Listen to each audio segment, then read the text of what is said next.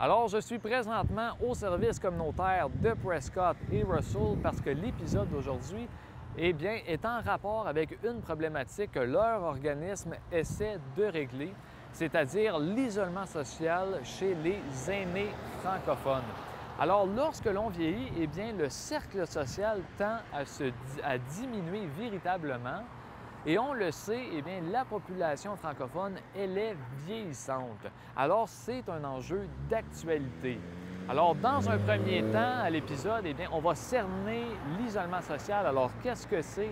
Quelles sont ses causes? Quelles sont ses conséquences? Et dans un deuxième temps, on va faire le tour de la brochette de services qu'offrent les services communautaires de Prescott Russell pour contrer ce fléau qu'est l'isolement social chez les aînés francophones. Alors, bonne émission!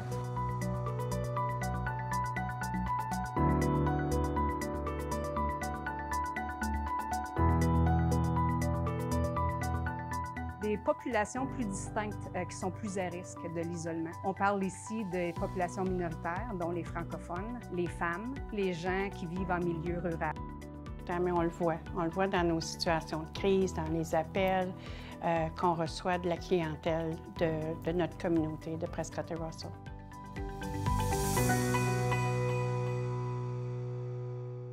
Alors, bonjour et bienvenue à Impact 925. Alors, votre émission produite par TVC 22 qui parle des enjeux francophones dans la belle région de Prescott et Russell. Alors, je suis votre animateur Jérémy Racine et aujourd'hui à l'émission, on a le privilège de recevoir Madame Judith Gour.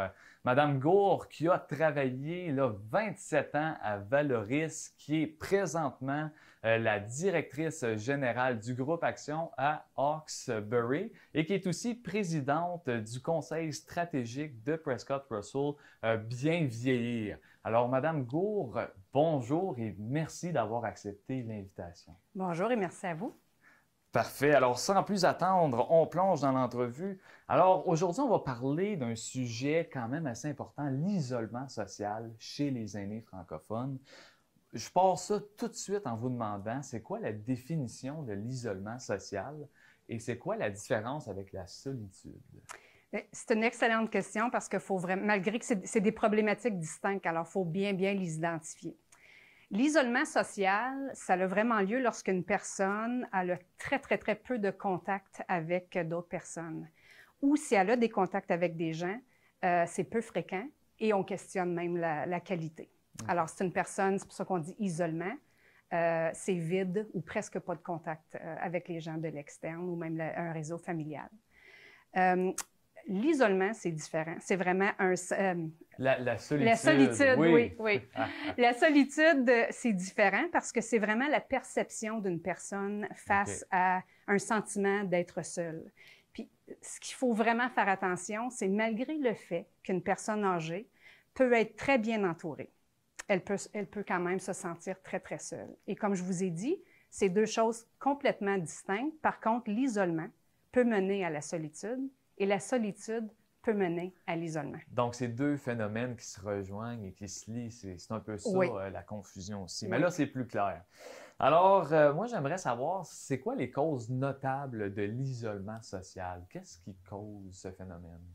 Bien, il y a plusieurs causes et il ne faut pas en avoir une panoplie là, pour vivre de l'isolement. On regarde des facteurs socio-économiques, les gens qui sont à faible revenu. Comme j'ai mentionné tantôt dans la définition, les gens qui ont très peu de contact avec un réseau familial ou même des organismes, etc. La maladie chronique, c'est une autre cause. L'autre chose aussi, c'est qu'il y a des populations plus distinctes qui sont plus à risque de l'isolement. On parle ici des populations minoritaires, dont les francophones, les femmes, les gens qui vivent en milieu rural, puisqu'on parle ici d'un accès de transport, ce qui augmente les risques de l'isolement, les populations autochtones. Fait qu'il y a plusieurs causes, mais encore une fois, c'est clair que plus que tu vis avec des facteurs de risque liés à l'isolement, plus que les probabilités sont grandes. Parfait. Alors, on poursuit. C'est quoi les conséquences de l'isolement social? Est-ce que ça peut devenir une problématique assez importante dans la vie de quelqu'un? Les conséquences? définitivement. On peut observer des conséquences aussi graves qu'une maladie connue, là, grave. Je vous dirais que la conséquence la plus grave, c'est que ça augmente la mortalité prématurée chez les personnes. C'est clair que ça a des impacts sur la santé physique, une perte de fonctionnement, même au niveau de la santé mentale. Les gens qui souffrent d'isolement sont souvent aux prises avec la dépression. Ça peut même aller jusqu'à des idéations suicidaires. Tu as moins accès à des services. Fait que la question d'accessibilité, ça a des enjeux également parce que tu n'as pas de contact, évidemment. Il y a aussi des impacts au niveau cognitif parce que c'est clair, plus on est stimulé par des conversations, des relations, etc., plus qu'on nos réflexions, notre mémoire, etc., c'est gardé vivant.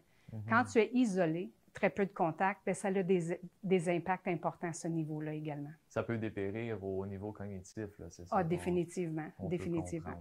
Parfait. Donc, on comprend que c'est un enjeu quand même assez important, une problématique auquel il faut s'attaquer. Donc là, on ramène ça dans la région de Prescott-Russell. Est-ce que vous avez des données ou quelque chose qui indiquerait que c'est un fléau dans la région de Prescott-Russell? Oui.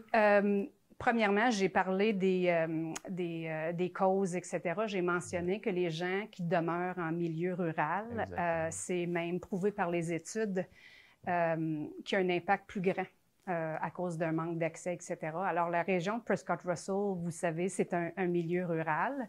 Fait qu'on a des défis, malgré que Prescott-Russell, c'est très bon y vivre, on a quand même nos défis.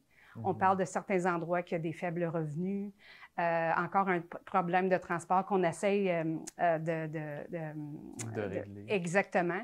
Mais ça fait en sorte que dans notre région, c'est encore plus prédominant. Aussi, quand tu regardes vraiment les données démographiques du dernier recensement en 2016, on voit que 17 %, c'est une première, là, même en Ontario, la population de 65 ans et plus, sont en plus haut nombre que même les jeunes et les enfants. Et c'est la même chose pour Prescott-Russell. Même d'ici 2035, on voit une augmentation de ce pourcentage-là quasiment en double. Alors, donc, la population est vieillissante et puis ça peut mener à ce genre de problème-là. Alors, moi, je poursuis là-dessus. Est-ce que les organismes de la région reconnaissent cet enjeu comme étant prioritaire? Est-ce qu'on reconnaît que c'est une priorité? Oui. On a ça à cœur? Ah, définitivement. Puis je vous dirais que dont je suis fière, là, d'œuvrer, de demeurer à Prescott-Russell également, c'est que notre approche est vraiment multisectorielle. Alors, le secteur de la santé, de l'éducation, les services communautaires, etc., là, tout le monde participe à nos différents plans d'action. Et les gens reconnaissent que c'est une priorité. D'ailleurs, le 6 avril a été reconnu comme la journée des personnes aidantes, les personnes qui sont vouées à aider les personnes âgées. Ça a été reconnu par les Comtés unis de Prescott-Russell. Alors, c'est bien. Oui, c'est une priorité, définitivement. Parfait. Donc, c'est déjà là, un pas dans la bonne direction. Moi, j'aimerais savoir, est-ce que c'est bien documenté? Si oui, quelle est la documentation produite à ce sujet dans la région de Prescott-Russell? Est-ce qu'il y a des rapports ou... Oui. En 2017, Centraide ont publié un rapport sur le profil des personnes âgées vulnérables de la région de Prescott-Russell et les comtés de Lanark et Renfrew. C'est disponible sur le site web de Centraide. C'est un document qui sert vraiment d'un outil de première ligne pour le leadership local, les fournisseurs de services, etc. Puis, on est très fiers de ce rapport-là parce que la majorité des études auprès de la population vieillissante, c'est vraiment fait dans des régions urbaines. Alors, pour nous, c'est vraiment rural. Ça parle de notre monde, de notre population. Puis ça nous aide à aiguiller les priorités locales. Parfait. Donc, ça aussi, c'est excellent comme étape là, à prendre. Quels sont les organismes qui œuvrent à cette problématique ici dans Prescott-Russell? Bien, comme mentionné tantôt, on est choyé parce qu'on a vraiment une approche multisectorielle. Puis, j'ai parlé des causes tantôt. Oui. Il y a des facteurs de vulnérabilité associés à l'isolement. Plusieurs organismes offrent des services justement pour contrer les facteurs de risque et de vulnérabilité. Les fournisseurs de services participent également aux différents plans d'action. Si on me demande spécifiquement quels organismes offrent des services en lien avec l'isolement, il y a Centraide qui est un leader assez important puis qui offre des dons aux différents organismes. Leur site web est très, très bon également. Il y a les services communautaires de Prescott Russell. On parle des services de bénévolat, de transport. Il y a également la Fédération des personnes âgées et retraitées. Ils offrent des tablettes aux personnes âgées. Je pense qu'ils en ont distribué 145 pendant la période de la COVID aux personnes âgées pour qu'ils puissent demeurer connectés. Je ne veux pas en manquer parce que je ne serais pas un bon collaborateur et partenaire communautaire. Alors, j'invite les gens à consulter 211 Ontario. Les gens vont pouvoir trouver toute la liste des fournisseurs de services qui aident à ce niveau-là. Parfait. Donc, on va parler là, des actions concrètes maintenant. Donc, en partant, là, on va partir plus micro sans vraiment aller dans les organismes, plus dans l'entourage de la personne. Vous avez travaillé 27 ans pour Valoris. C'est quoi les actions concrètes que l'on peut faire si on connaît un aîné au pris avec des problèmes d'isolement social? Je vous dirais que la première démarche, c'est une de prévention. Alors, si vous êtes un membre de la famille ou vous avez un lien d'amitié avec une personne qui arrive à un certain âge, je pense que la planification est importante. Impliquer cette personne-là et vraiment voir, exemple, si la personne est à la retraite, si ses enfants ont déménagé plus loin, si on la ressent plus isolée, c'est de planifier pour prévenir l'isolement. Alors, recommander soit du bénévolat, aller vérifier le répertoire des services communautaires pour que la personne puisse recevoir des services, etc. Observer. Si vous avez un membre de la famille, observez. Si vous voyez qu'un plus grave repliement sur soi, très peu de contacts, etc., la santé a des impacts. Aller avoir des rencontres plus souvent. Faites un calendrier même avec les proches pour savoir qui visite quand, etc. Des contacts téléphoniques. Initier la personne aux réseaux sociaux, etc. Il y a plusieurs démarches à faire, mais je vous dirais la prévention. La prévention, c'est vraiment là, numéro 1. Parfait. Oui. Maintenant, si on parle d'organismes ou d'initiatives, vous êtes présidente du Conseil stratégique Bien vieillir de Prescott Russell. Comment est-ce que ce conseil-là traite l'enjeu de l'isolement social? Est-ce qu'ils ont des actions concrètes sur cet enjeu-là? Le plan vraiment découle du rapport dont j'ai mentionné tantôt, parce que dans ce rapport-là, on a vraiment identifié les priorités locales. Mais c'est vraiment au niveau du système, le conseil stratégique. C'est vraiment au niveau de l'éducation, la prévention, la recherche, les interventions directes. On se centre beaucoup sur les personnes aidantes également, parce que plusieurs personnes aînées sont également des personnes aidantes. Alors, c'est vraiment multidimensionnel, notre approche. Depuis le début de la COVID, on s'est beaucoup concentré comme collectivité à vraiment adresser les pressions et la grande vulnérabilité vécue de la population vieillissante en lien avec le COVID. Alors, beaucoup d'arrimage entre secteurs pour vraiment s'assurer qu'on répond aux besoins. Parfait. Et finalement, en terminant, là, vous êtes aussi directrice générale du groupe Action.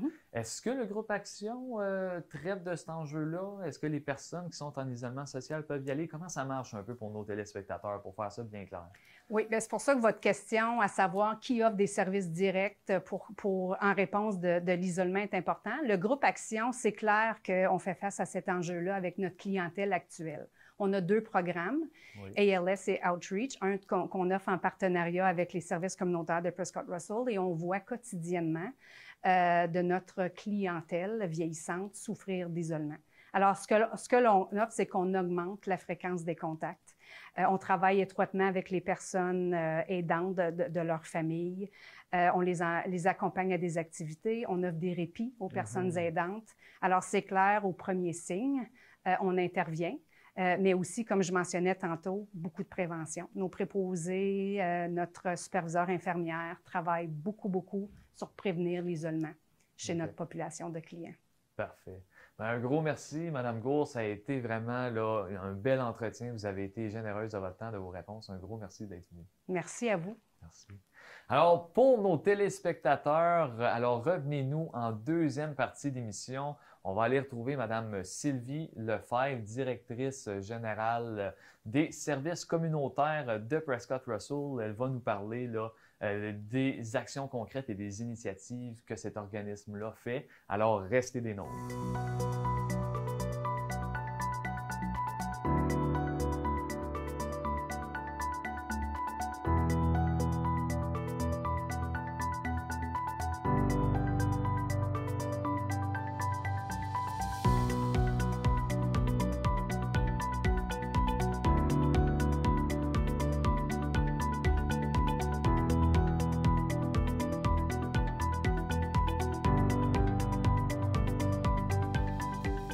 Alors, rebonjour et bienvenue en deuxième partie d'émission d'Impact 925. Alors, on est toujours sur la thématique de l'isolement social chez les aînés francophones. Et comme on avait dit avant la pause, eh bien, on a le plaisir de recevoir alors Mme Sylvie Lefebvre, directrice générale des services communautaires de Prescott Russell, qui va nous parler aujourd'hui des actions concrètes que son organisme fait pour lutter contre l'isolement social. Alors, Madame Lefebvre, bonjour et merci d'avoir accepté l'invitation. Ça me fait plaisir, Jérémy. Parfait. Alors, on commence sans plus tarder.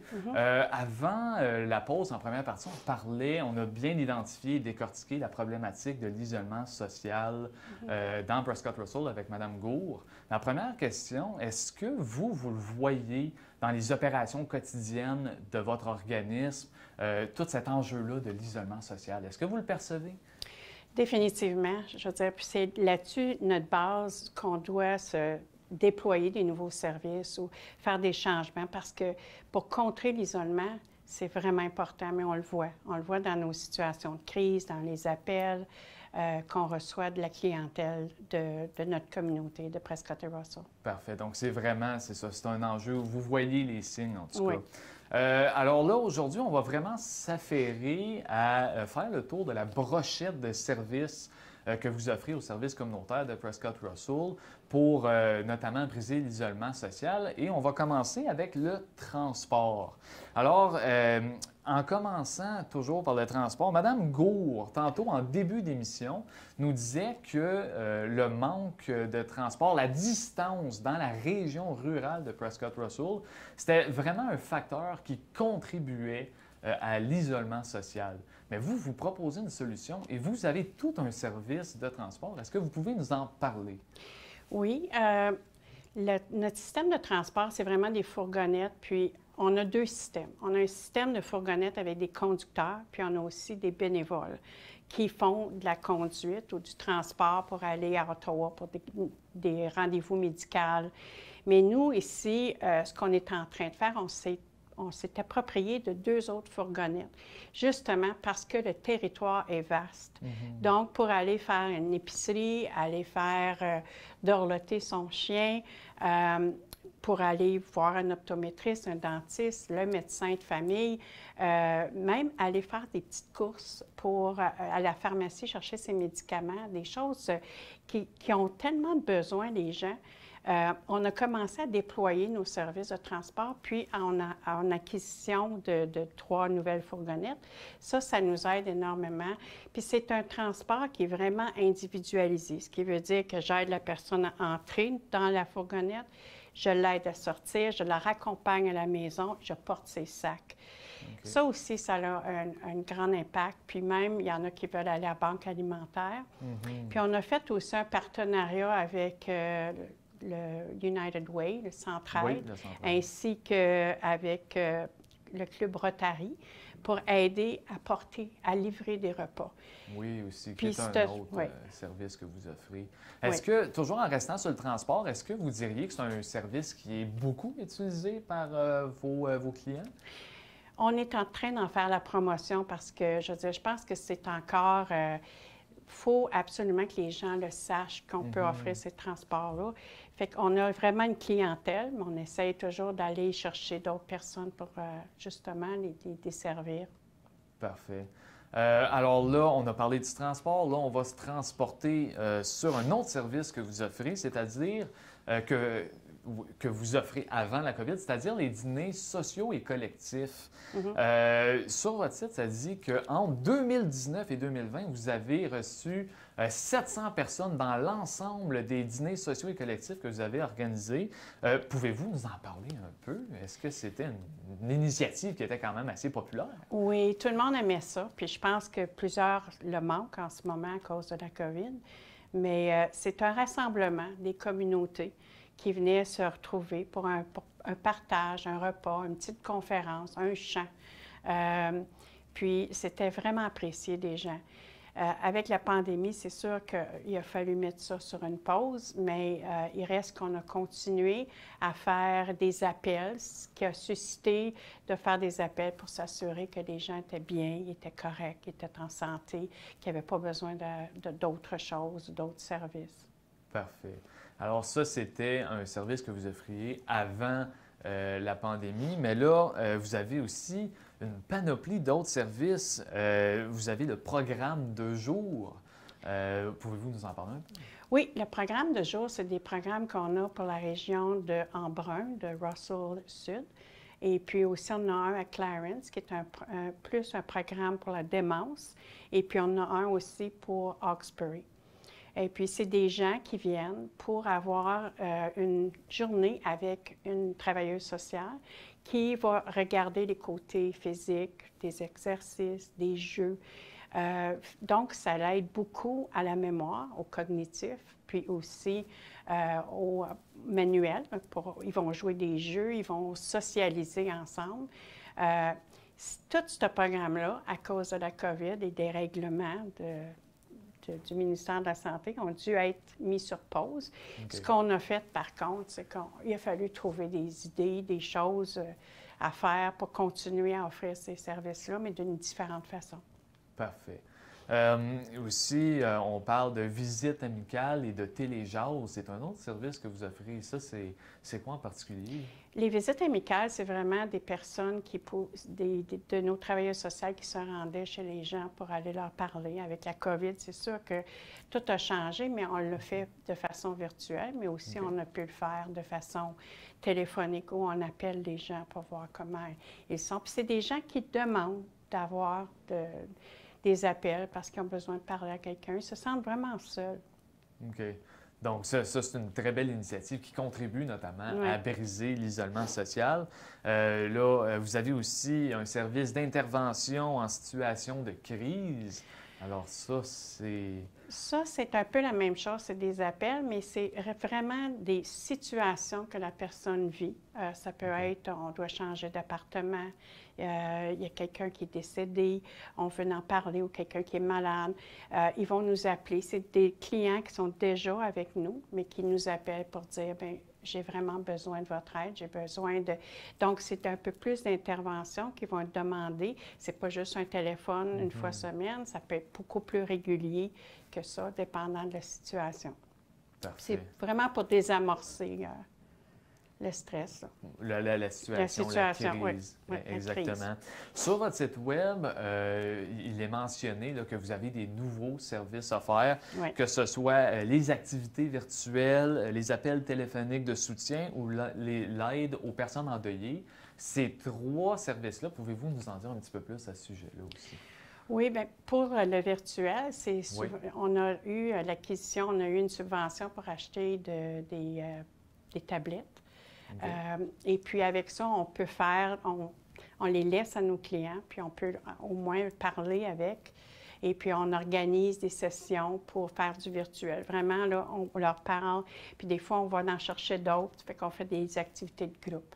Et ça, est-ce que cette subvention-là pour l'achat de tablettes, est-ce que c'est en partenariat, parce que je pense que la Farfo aussi a un programme comme ça, ou c'est vraiment les services communautaires de Prescott Russell qui offrent ce service-là? On a deux. On a un qui est vraiment les services communautaires qui nous appartient parce qu'on a une subvention. Et puis ça, c'est pour nos programmes de jour, pour qu'on continue à avoir une relation avec nos clients puis leur parler de façon virtuelle, qu'on continue à faire nos sessions de groupe. Puis l'autre, c'est avec Assisted Living, ALS, Parfait. Qui est un autre projet où ces tablettes-là sont venues de notre réseau de services communautaires pour les services communautaires de l'Ontario. Donc, c'est vraiment dissocié de la Farfo, là. Oui, c'est vraiment Parfait. pas ensemble. Parfait. Bien, ALS, vous en parliez, on va aborder ce sujet-là. Oui. Vous travaillez en partenariat avec le groupe Action pour ce programme-là, là, dénommé Assisted Living for High Risk Seniors. Oui. C'est quoi ce programme-là dans son ensemble? C'est vraiment des gens qui veulent rester dans leur milieu, veulent rester à domicile, sont autonomes mais ont besoin d'aide. Donc, ils ont besoin de préposés pour faire leurs soins, des petites commissions, de l'entretien ménager, des choses comme ça, des repas. Mais c'est des gens qui, sans ça, peut-être qu'ils seraient dans une place pour un hébergement pour les personnes âgées et puis une résidence pour les personnes âgées, mais ils veulent rester à domicile. Fait qu'on est capable de les garder, les maintenir là le plus longtemps possible à travers ce programme-là. On a 20 lits. Qui sont distribués à travers L'Orignal, Vankleek-Hill, puis Hawkesbury en ce moment. Puis c'est une subvention du gouvernement, du ARLIS, du réseau de santé. Oui. Parfait. J'aimerais aborder, donc là, on a couvert les services offerts. Là, on va se diriger sur les défis qui s'en viennent pour les services communautaires de Prescott Russell. Est-ce qu'à court et à moyen terme, vous voyez des défis qui s'en viennent? Oui, parce que je pense que la pandémie nous a montré à quel point on était tous vulnérables. Puis il faut vraiment être à l'affût de ce qu'on fait. Il faut vraiment développer encore plus nos projets. On s'est aperçu que nos clients, il y en a plusieurs qui ont des aidants naturels, sont fatigués. Le fait d'avoir resté à la maison, d'avoir pris soin de cette personne-là, de ne pas avoir eu de répit, c'était une grosse source de frustration qui fait en sorte qu'en ce moment, on a eu une subvention pour nous aider à justement offrir du répit à ces personnes-là. Donc, on va avoir un programme qui va débuter pour justement offrir du répit à ces personnes pour répondre aux besoins. L'autre chose, c'est que notre population est vieillissante. Exactement, oui. L'isolement est encore plus critique. Et puis, en ce moment, on a eu une autre subvention pour aider à aller voir les clients. Je veux dire, il y a une chose que le transport fait, qu'on parlait tantôt, c'est quand je vais livrer un repas, puis je suis une travailleuse sociale, je vois la personne. Je vois dans quel environnement elle vit. Même si c'est de courte durée, je peux absolument voir si la personne a besoin d'aide puis lui offrir. Donc, dans le futur, en regardant notre population qui est vieillissante, en voyant les problèmes qu'on a eus avec la COVID, l'isolement, bien, je pense que là, c'est vraiment important de commencer à regarder, à aller voir ces personnes-là, d'avoir un genre de travailleuse sociale sur roue, en véhicule, pour aller voir aux portes, voir vraiment les besoins, mais pas juste avoir une brève discussion, avoir un plus grand contact. Et en finissant rapidement, qu'en est-il au niveau des bénévoles? Les bénévoles, bien, on a un nouveau programme parce qu'on avait plusieurs bénévoles avec la COVID, c'est sûr que ça a diminué énormément. Mais maintenant, on a une plateforme où les organismes à but non lucratif et les bénévoles peuvent s'inscrire. Il n'y a aucun coût.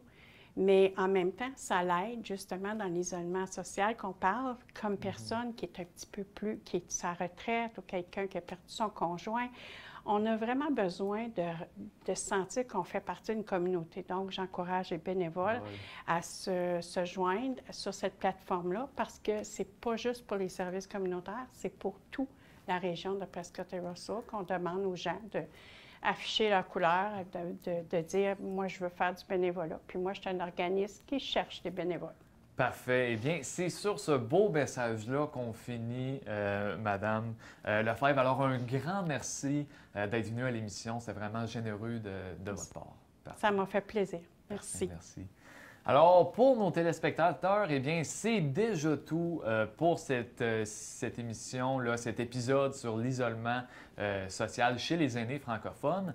Mais restez des nôtres la semaine prochaine parce qu'on va aborder tout l'enjeu de la technologie chez les aînés francophones. Alors, ça promet d'être intéressant. Alors, retrouvez-nous la semaine prochaine.